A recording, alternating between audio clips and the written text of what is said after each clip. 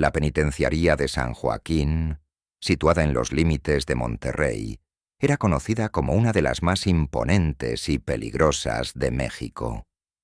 Sus altos muros de concreto y alambre de púas eran un recordatorio constante de que los hombres más temidos del país se encontraban encerrados ahí.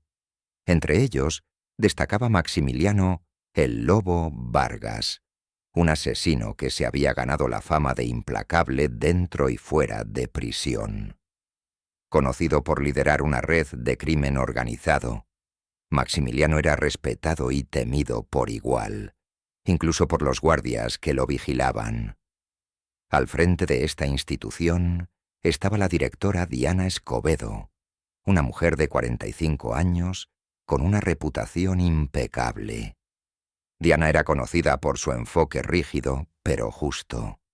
Había dedicado su vida a la rehabilitación de los presos, convencida de que incluso los más peligrosos podían cambiar si se les ofrecía una oportunidad. Sus colegas la respetaban, pero también sabían que su trabajo era su única prioridad. Aunque era atractiva y tenía una presencia imponente, Diana había elegido una vida solitaria, alejándose de relaciones personales significativas tras un amargo divorcio.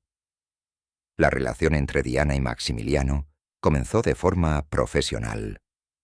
Como directora, ella supervisaba los casos de todos los presos de alto riesgo, incluyendo a Maximiliano, quien cumplía cadena perpetua por múltiples asesinatos. Durante sus encuentros iniciales, Diana quedó sorprendida por la inteligencia y el carisma de Maximiliano, quien se expresaba con una elocuencia que desafiaba su reputación de criminal despiadado. Aunque intentaba mantener una distancia profesional, poco a poco comenzó a surgir una dinámica compleja entre ambos. Maximiliano, acostumbrado a manipular a las personas para obtener lo que quería, vio en Diana una figura intrigante. Ella era diferente de las personas con las que solía tratar. No mostraba miedo, pero tampoco intentaba dominarlo. Esto despertó en él una curiosidad que con el tiempo se convirtió en algo más. Diana, por su parte, no podía evitar sentirse atraída por la inteligencia y la vulnerabilidad que a veces asomaba detrás de la fachada de Maximiliano. El primer indicio de que algo inapropiado estaba ocurriendo surgió durante una inspección rutinaria. Un guardia encontró una carta sin firmar en la celda de Maximiliano. Aunque el contenido era ambiguo, parecía estar dirigida a alguien con autoridad en la prisión. La carta hablaba de entender el dolor y el anhelo de redención, pero su tono sugería algo más íntimo. El guardia entregó la carta a la subdirectora, Alma Villareal, quien de inmediato comenzó a sospechar de Diana. Alma era conocida por ser estricta y desconfiada, cualidades que la habían ayudado a mantenerse firme en un entorno dominado por hombres.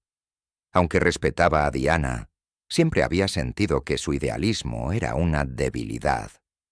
Decidió vigilar de cerca los movimientos de la directora y de Maximiliano, convencida de que algo estaba ocurriendo entre ellos. Mientras tanto, Diana y Maximiliano continuaron encontrándose en privado, bajo el pretexto de discutir su progreso en los programas de rehabilitación. Durante esas reuniones, Maximiliano comenzó a abrirse más, compartiendo detalles de su infancia marcada por el abuso y la pobreza. Diana, conmovida por su historia, empezó a verlo como alguien más que un simple prisionero. A pesar de sus esfuerzos por mantener la relación dentro de los límites profesionales, los sentimientos de ambos se intensificaron.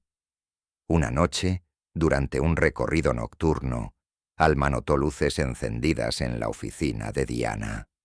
Al acercarse, escuchó voces y distinguió claramente a Maximiliano hablando con la directora. Aunque no pudo escuchar el contenido de la conversación, lo que vio a través de la rendija de la puerta fue suficiente. Diana estaba inclinada sobre Maximiliano, con una expresión que no dejaba lugar a dudas sobre la naturaleza de su relación. Alma decidió no confrontarla de inmediato. Sabía que necesitaba pruebas sólidas antes de actuar, especialmente porque Diana tenía una reputación intachable. En lugar de eso, comenzó a recopilar información, revisando grabaciones de seguridad y entrevistando discretamente a otros guardias. Pronto, descubrió que Maximiliano tenía acceso a áreas restringidas de la prisión, algo que solo podía haber sido facilitado por Diana. Mientras Alma planeaba su siguiente movimiento, un evento inesperado sacudió la prisión. Uno de los internos, un hombre llamado Esteban Herrera, fue encontrado muerto en su celda. Aunque inicialmente parecía un suicidio, los forenses determinaron que había sido estrangulado.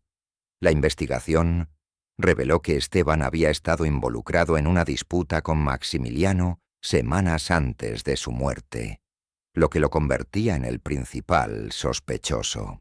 La situación se complicó aún más cuando se descubrió que Diana había aprobado una solicitud de Maximiliano para trabajar en la misma área que Esteban, a pesar de las advertencias de los guardias sobre el riesgo de un enfrentamiento.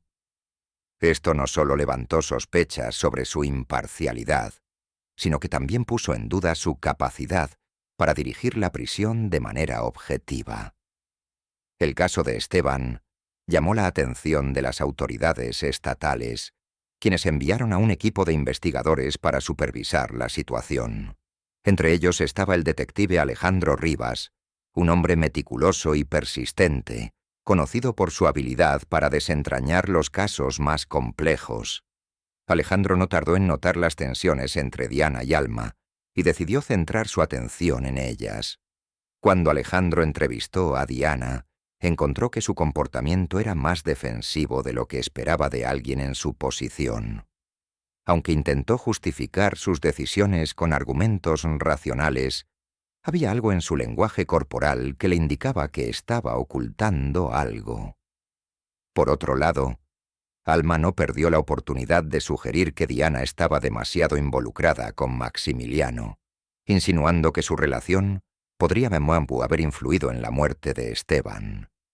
Con cada pieza nueva de información, Alejandro se acercaba más a una verdad inquietante.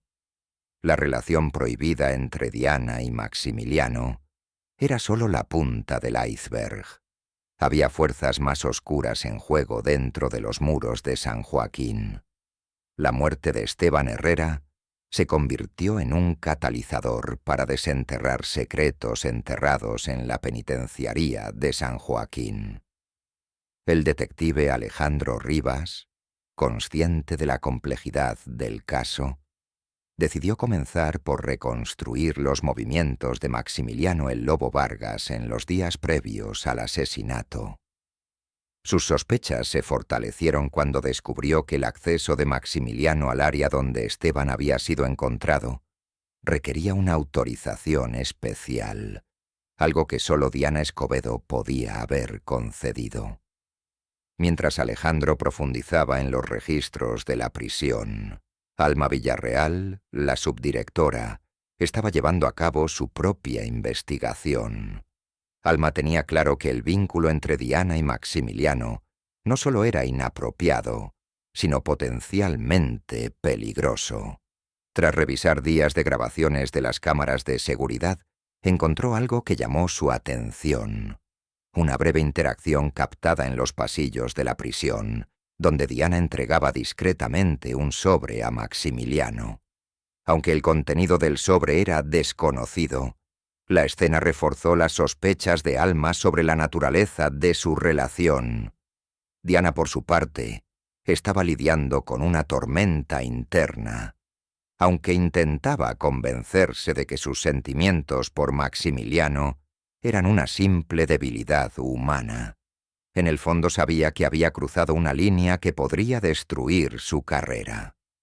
Además, la muerte de Esteban había sacudido sus creencias en la rehabilitación, y el creciente escrutinio de Alma y el detective Rivas aumentaba su paranoia. Una noche, Mientras Diana revisaba documentos en su oficina, Maximiliano logró enviarle un mensaje a través de uno de los guardias que aún respondían a él. El mensaje era claro. Necesitaban hablar. Diana, incapaz de resistir la urgencia de verlo, acordó encontrarse con él en un área aislada de la prisión. Durante el encuentro, Maximiliano le juró que no tenía nada que ver con la muerte de Esteban, pero le advirtió que alguien en la prisión estaba intentando sabotearlos.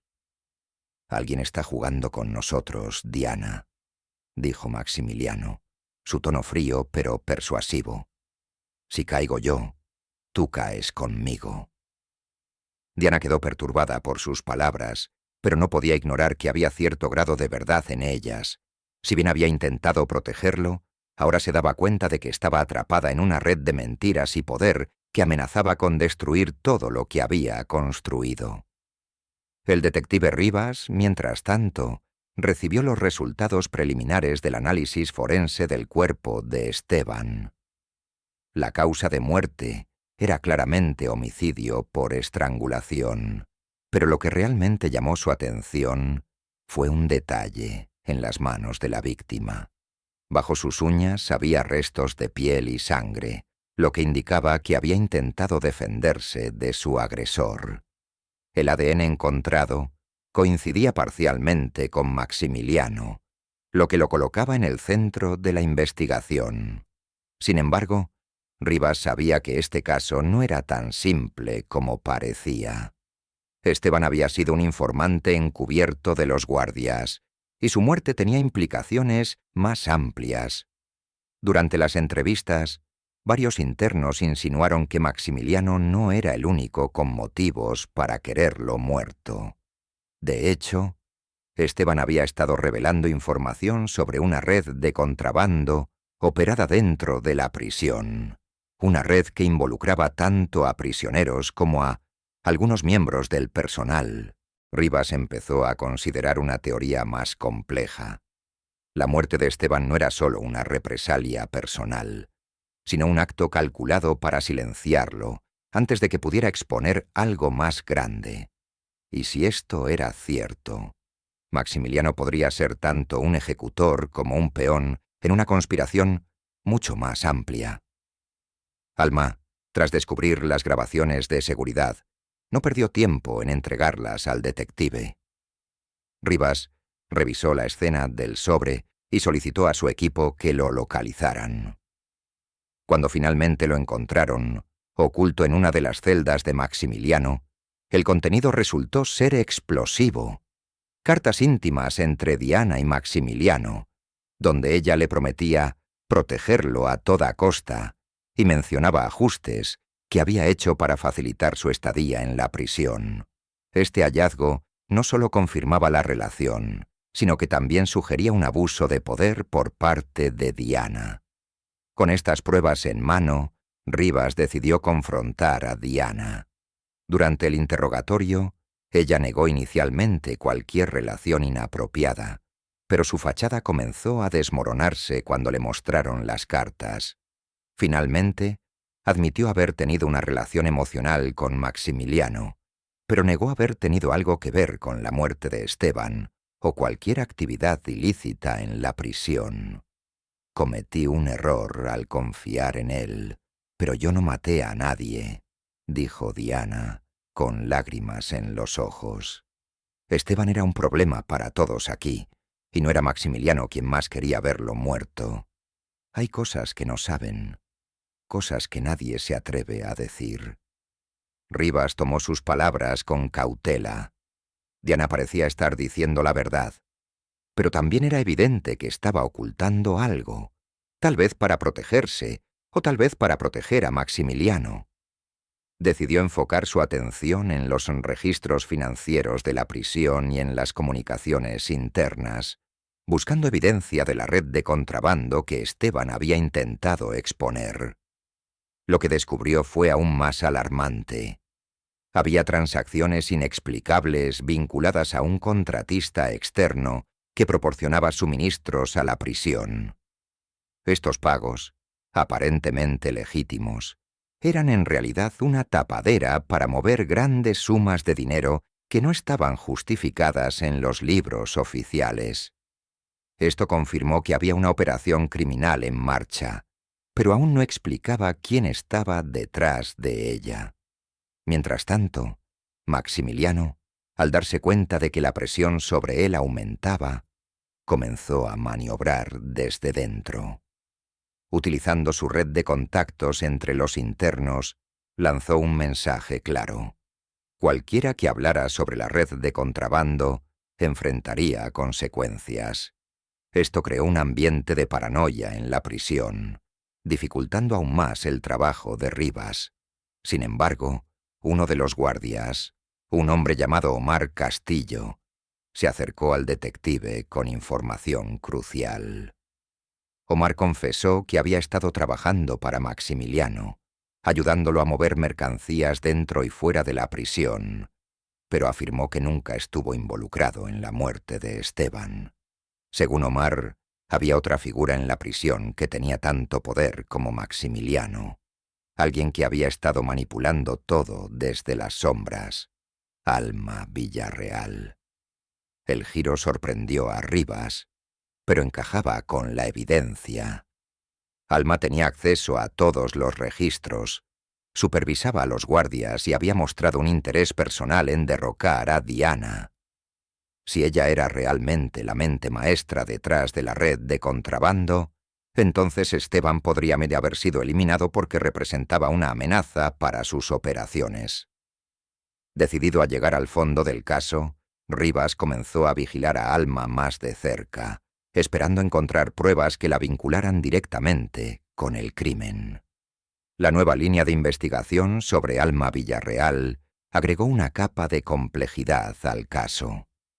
El detective Alejandro Rivas, decidido a explorar esta posibilidad, asignó a su equipo a rastrear las actividades de Alma dentro y fuera de la prisión.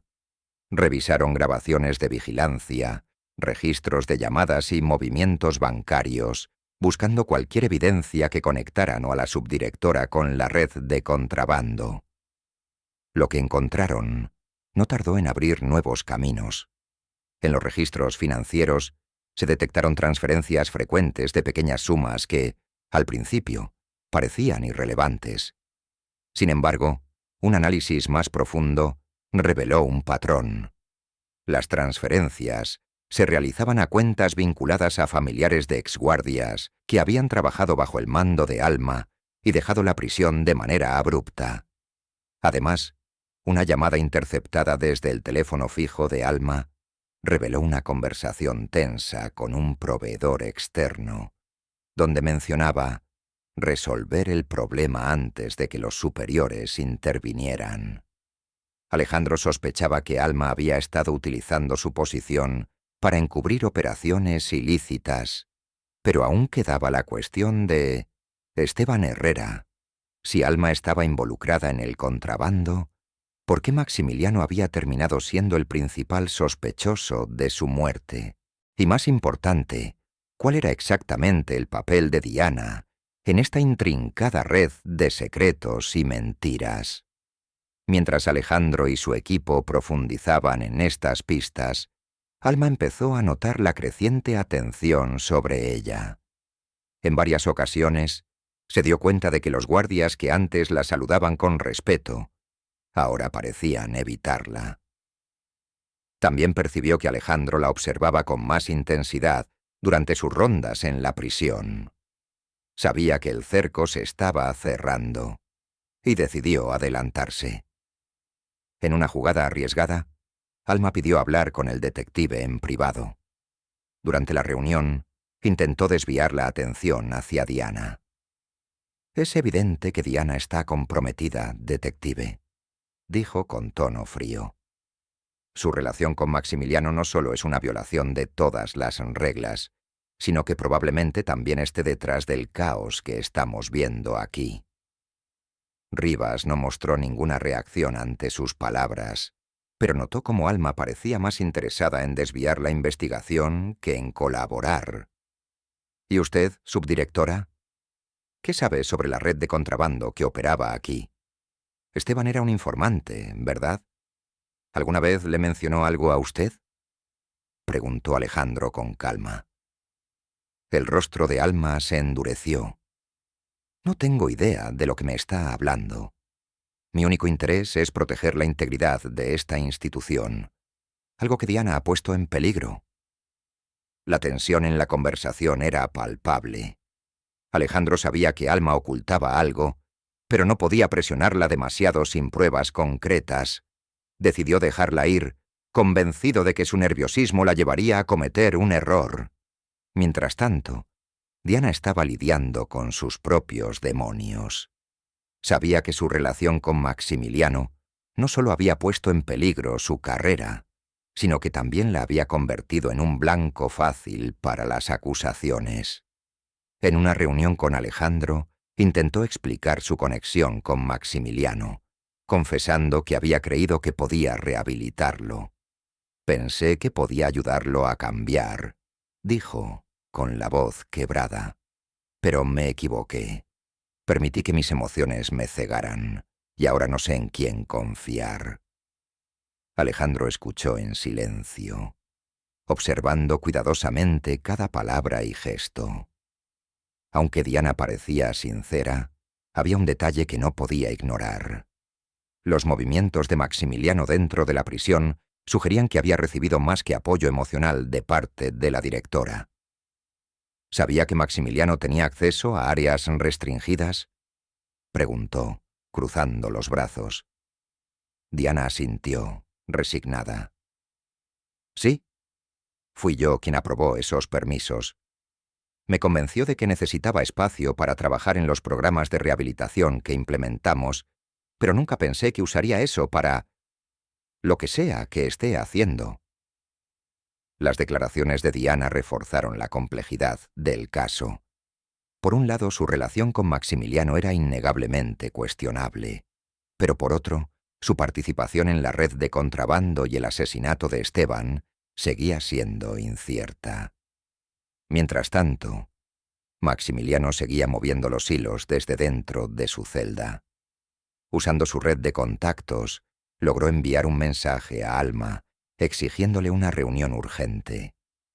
Los dos se encontraron en un área del patio lejos de las cámaras, donde Maximiliano dejó claro que sabía más de lo que ella pensaba. «No creas que no sé lo que estás haciendo, Alma», dijo con una sonrisa amenazante. «Esto no es solo mi operación, ¿verdad? Esteban era tu problema tanto como el mío». Alma, aunque visiblemente nerviosa, intentó mantener la compostura. «No sé de qué estás hablando. Tú eres el único que tenía motivos para silenciar a Esteban». Maximiliano se inclinó hacia ella, susurrando. «Si caigo, me aseguro de que tú caigas conmigo». El enfrentamiento entre ambos confirmó las sospechas de Alejandro.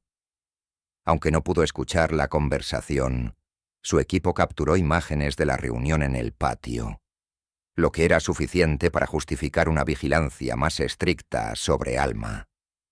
Sin embargo, antes de que pudiera actuar, ocurrió otro evento impactante.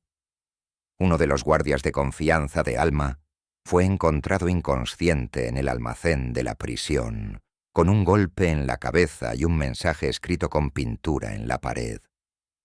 La verdad siempre sale a la luz. La prisión estaba en estado de máxima alerta. Mientras el guardia era trasladado al hospital, Alejandro y su equipo inspeccionaron el almacén. Allí encontraron documentos que vinculaban directamente a Alma con los proveedores involucrados en el contrabando. Además, entre las cajas de suministros, hallaron teléfonos celulares y paquetes de drogas escondidos, confirmando que la prisión era el epicentro de una operación mucho más grande de lo que habían imaginado. Con esta nueva evidencia, Alejandro decidió arrestar a Alma para interrogarla formalmente. Durante el interrogatorio, Alma intentó desviar la culpa hacia Maximiliano, argumentando que él era el verdadero cerebro detrás de todo. Sin embargo, las pruebas en su contra eran contundentes y, bajo presión, Finalmente confesó parte de la verdad. Sí, sabía sobre el contrabando, admitió. Pero yo no maté a Esteban. Ese fue Maximiliano. Lo sabía todo y me estaba amenazando. Yo solo intenté protegerme. Aunque su confesión parecía sincera, Alejandro sabía que había más en la historia. Esteban había sido asesinado porque representaba una amenaza, pero quedaba por determinar quién había dado la orden final y cómo Diana encajaba en todo esto. El arresto de Alma Villarreal marcó un momento crítico en la investigación, pero no resolvió todos los misterios. Aunque su confesión conectaba los puntos entre la red de contrabando y el asesinato de Esteban, aún quedaban cabos sueltos. El detective Alejandro Rivas estaba convencido de que Maximiliano, el lobo, Vargas, era la pieza clave para desenmarañar el resto de la trama. Maximiliano, por su parte, no estaba dispuesto a colaborar fácilmente. Desde su celda, mantenía un control férreo sobre los prisioneros que le eran leales, y cada intento de interrogarlo era recibido con un silencio calculador o respuestas evasivas. Alejandro sabía que necesitaba encontrar una forma de romper su resistencia, pero también que Maximiliano era un maestro en manipular a quienes lo rodeaban, incluidas las autoridades. Mientras tanto, Diana Escobedo estaba cada vez más aislada. Aunque no había sido formalmente acusada, el peso de la evidencia circunstancial la había colocado en una posición insostenible. La administración penitenciaria decidió apartarla temporalmente de su cargo mientras la investigación continuaba, y sus días en la prisión se limitaban a responder preguntas y entregar documentos requeridos por el equipo de Alejandro. Diana sabía que estaba atrapada en un juego en el que no tenía control. Aunque estaba decidida a probar su inocencia, también entendía que su relación con Maximiliano la hacía parecer cómplice. En un momento de desesperación, decidió tomar una acción arriesgada. Escribió una carta a Alejandro, solicitándole una reunión privada para confesar todo lo que sabía. La reunión tuvo lugar en una oficina vacía del edificio administrativo. Diana, vestida de manera sencilla y con el rostro demacrado, enfrentó al detective con una mirada decidida. «No puedo vivir con esta culpa», comenzó. «No soy inocente de todo lo que se dice, pero no maté a Esteban ni participé en la red de contrabando». Alejandro se mantuvo en silencio, permitiéndole continuar. «Maximiliano tiene un poder que no puedo explicar. Me hizo creer que era diferente, que podía cambiar. Pero lo que no entendí a tiempo es que siempre ha estado un paso adelante de todos nosotros. Incluso cuando parecía confiar en mí, estaba manipulándome». Diana reveló que Maximiliano había utilizado su relación para obtener beneficios dentro de la prisión. Aunque ella nunca tuvo la intención de violar las normas, su afecto por él la llevó a tomar decisiones que facilitaron sus movimientos. Admitió haber aprobado los permisos que le permitieron acceder a áreas restringidas y haber intervenido para suavizar castigos disciplinarios. «Pero nunca supe sobre el contrabando», insistió. «Y Esteban, su muerte no fue mi culpa. Lo último que supe de él fue que estaba buscando protección porque había descubierto algo grande. Intenté ayudarlo, pero cuando fui a hablar con Alma, me ignoró». Esta última declaración atrajo la atención de Alejandro. Si Diana estaba diciendo la verdad, significaba que Alma había sabido de la amenaza contra Esteban y no había hecho nada para evitarla. Esto, combinado con las pruebas encontradas en el almacén, pintaba un cuadro más claro de su implicación.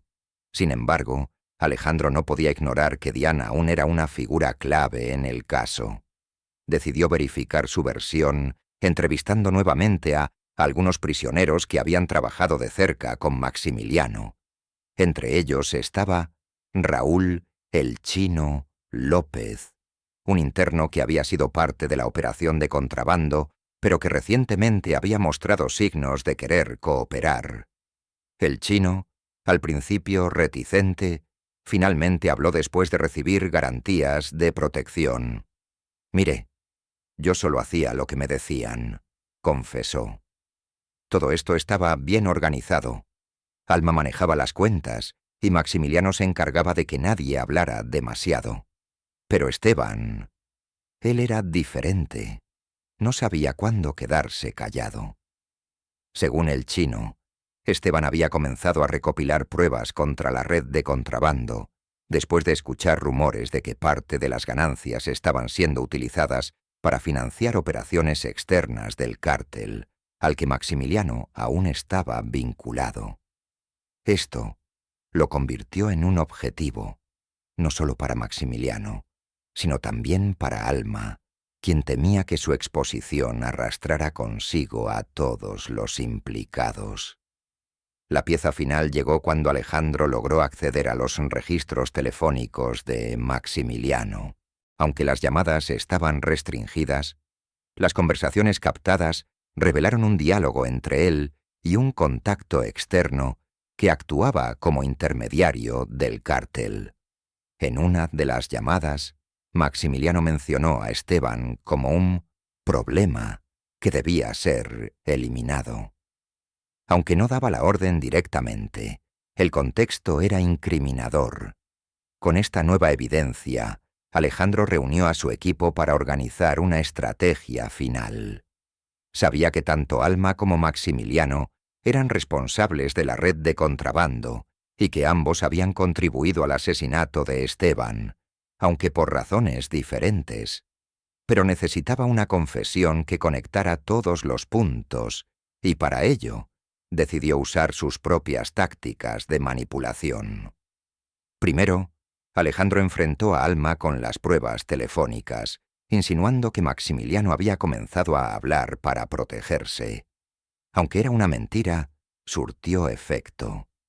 Alma, sintiendo que Maximiliano podía traicionarla, decidió contar todo. Él dio la orden, admitió.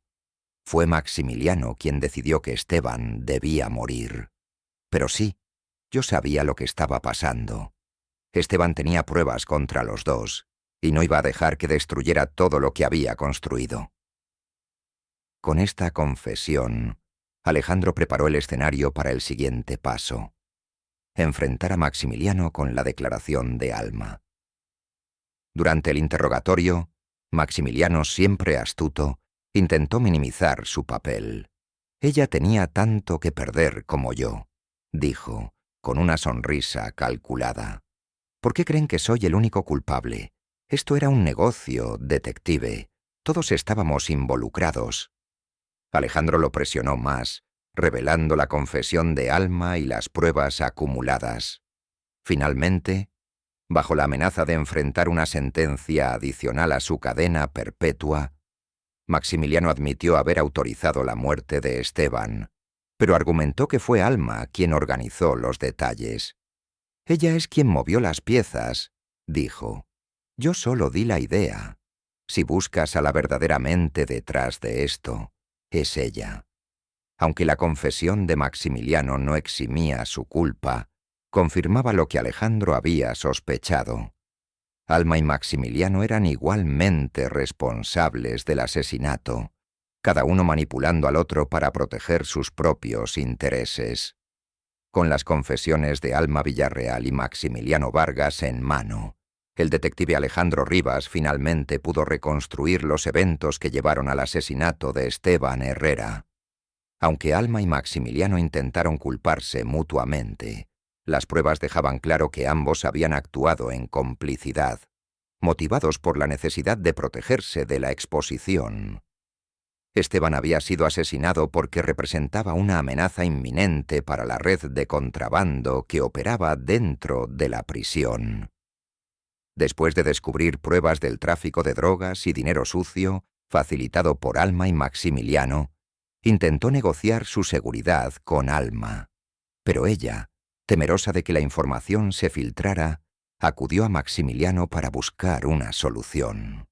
Maximiliano siempre calculador, vio una oportunidad para mantener su control y acordó eliminar a Esteban.